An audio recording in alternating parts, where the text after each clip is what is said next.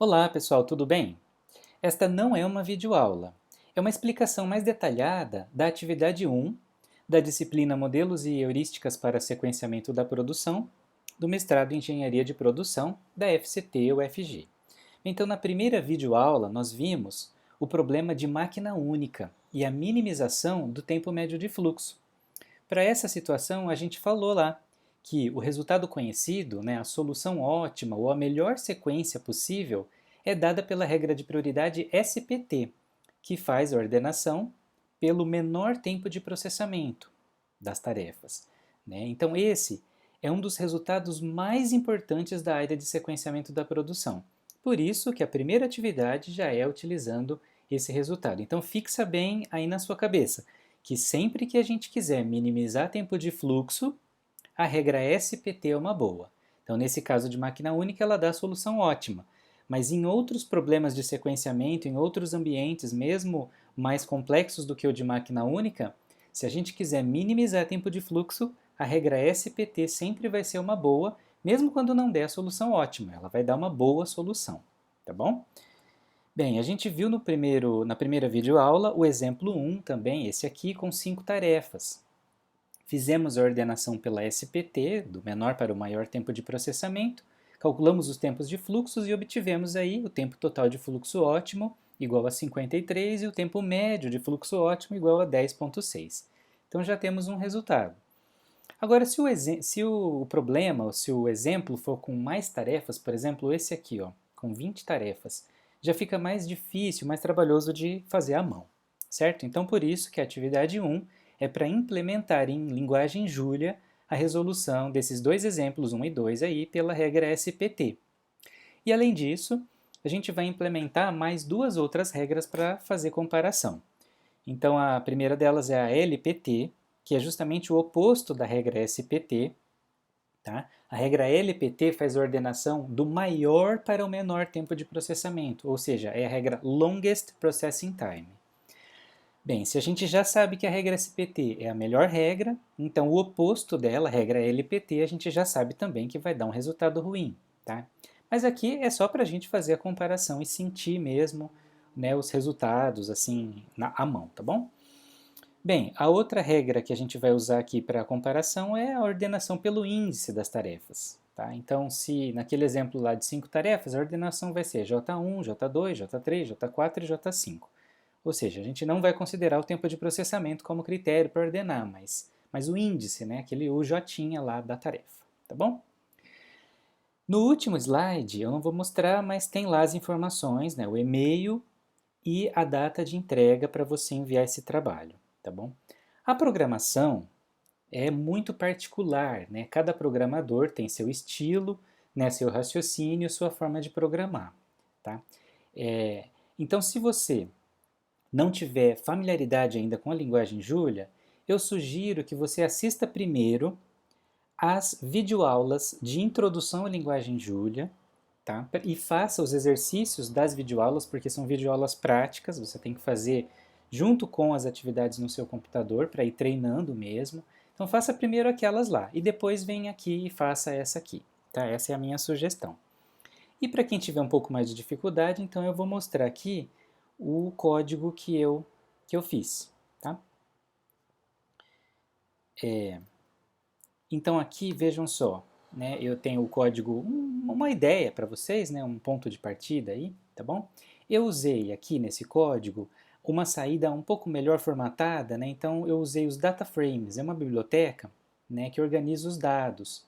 É uma estrutura de dados que comporta diferentes tipos de dados, inteiros, strings, reais, etc. Para isso, então, a gente tem que liberar, instalar essa biblioteca por meio desse comando aqui.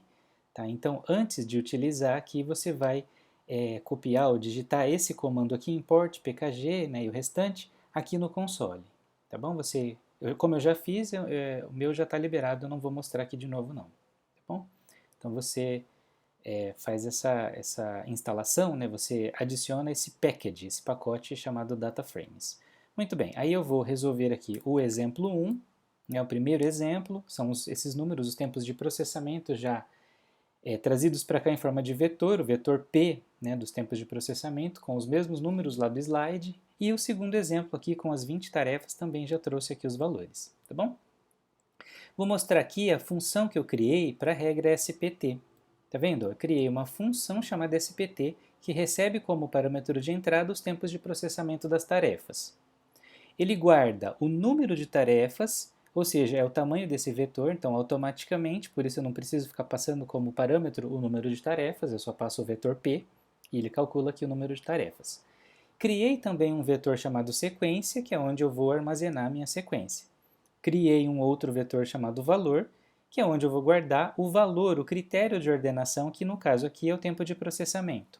Essa é uma forma padrão que eu uso para quando eu for utilizar outros valores. Por exemplo, se eu quiser fazer ordenação pelo prazo, né, outra regra chamada EDD. Então eu uso essa mesma estrutura e coloco aqui os prazos, tá bom? Em Julia, nós temos uma grande facilidade que com uma única linha a gente consegue fazer a ordenação. É essa função pré-definida chamada sortPerm. Ela faz a ordenação de forma crescente pelos critérios aqui, ó, pelo valor que a gente está considerando. No nosso caso, o valor é o tempo de processamento. Então, só com essa linha, a gente já armazena no vetor sequência a sequência de tarefas. Olha que fácil, né? E depois tem aqui o cálculo do fluxo. Isso aqui, como não é específico de sequenciamento, né, é um for, um cálculo normal, eu não vou ficar detalhando não, você pode olhar aí com calma depois. Você pausa o vídeo e pode verificar como eu fiz, tá bom? Essa função, ela retorna como saída quatro valores, né? Quatro informações. A sequência, os fluxos de cada tarefa, o fluxo total, que aqui eu uso de novo uma função pré-definida chamada sum, que é a soma de todos os fluxos, e o fluxo médio, que é a soma dividido por n. Tá bom? É assim que eu estruturei a minha função. A função LPT, ela é bem parecida com a regra com a função SPT. A única diferença está nessa linha aqui, ó, que eu informo para a função sortPerm mais um parâmetro. Esse parâmetro aqui, ó, rev igual a true. O que é isso? É o reverse. Eu estou informando que eu quero a ordenação reversa, o contrário da ordenação padrão. A padrão é a ordenação crescente. Então, se eu quero a decrescente, que é a regra LPT, eu informo isso aqui, ó, rev igual a true, né? O reverso, né? Utilizando a forma reversa. O restante, o código é igualzinho da função SPT, tá bom? E tem aqui também o código da função de ordenação pelo índice, tá vendo? O índice, tá? Você pode olhar aqui como eu fiz também, tá? A saída eu organizei da seguinte forma, olha só.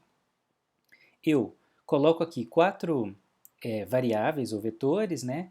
Sequência, os tempos de fluxo de cada tarefa, o fluxo total e o fluxo médio, né, aqui dessa linha tudo pela SPT, recebendo o retorno da função SPT. E a mesma coisa para as outras duas funções. Tá vendo aqui? Aí eu criei aqui o tal do data frame que eu falei lá no começo. Ó, o DF1 é um data frame que tem como cabeçalho SPT, depois FJ SPT, ou seja, os fluxos da SPT, LPT, ou seja, a própria sequência, né, os fluxos da sequência, índice, então vai aparecer lá a sequência e o cálculo dos fluxos.